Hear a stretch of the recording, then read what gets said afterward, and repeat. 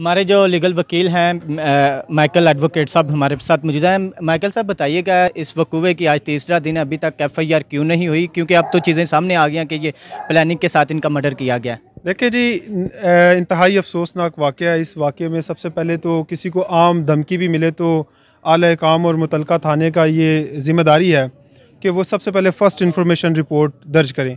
और chief justice और हमारे सुप्रीम कोर्ट की भी जजमेंट है कि जब कोई साइल एप्लीकेशन दे के या कोई वकूआ पजीर होता है तो उसकी सबसे पहले FIR फ़र्स्ट इन्फॉर्मेशन रिपोर्ट दर्ज होती है।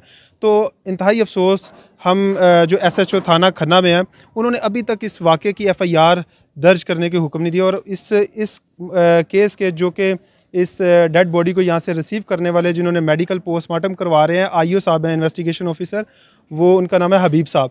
तो वो भी हमें नहीं इस चीज़ का इल्म कि वो क्यों इस चीज़ पर आपकी बात हबीब साहब से हुई है, उन्होंने क्या कहा, किस वजह से निकाल रहे, क्या मामला था? देखें, जो जिस तरह से ये हमारे भाई हैं पतरस भाई, ये प्रिंस मसीह के जो है छोटे भाई हैं, बड़े भाई हैं। और प्रिंस जिनकी डेथ हुई है उनके बड़े भाई हैं। इन्होंने वहाँ पे जो फर्स्ट डे बयान दिया, उन्होंने खुद भी बताया, और जो वो लिख के लेके गया वो 174 की कार्रवाई कर रहे हैं। 174 की कार्रवाई ये है कि अगर ये जो है इसको परस्यू नहीं करना चाह रहे और इनको किसी के शक शुबा नहीं है, देखिए नामालूम के ख़िलाफ़ FIR जो है वो कटनी चाहिए, ठीक है। उसके बाद उनकी, जिस तरह भाई ने भी बोला है कि उनके CDR जो है कॉल रिकॉर्ड डाटा जो है वो उनका निकलना चाहिए, कॉल डाटा जो है वो सारा निकले।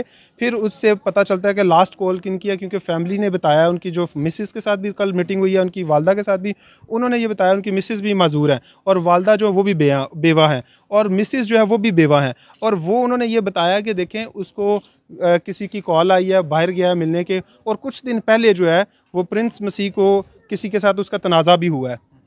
अब ये फैमिली में किसी को नामजद नहीं हम कर सकते क्योंकि नाम का नहीं पता।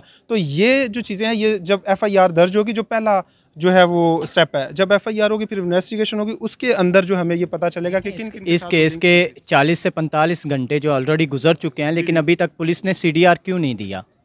अभी हम थाने जा रहे हैं। देखिए, पुलिस जो है वो हमें जो टाल मटोल करती रही है वो मेडिकल की बेस पे करती रही है, MLC की वजह से। अब पोस्टमार्टम की रिपोर्ट अगर 10 दिन के बाद लाहौर से आती है तो इसका देखिए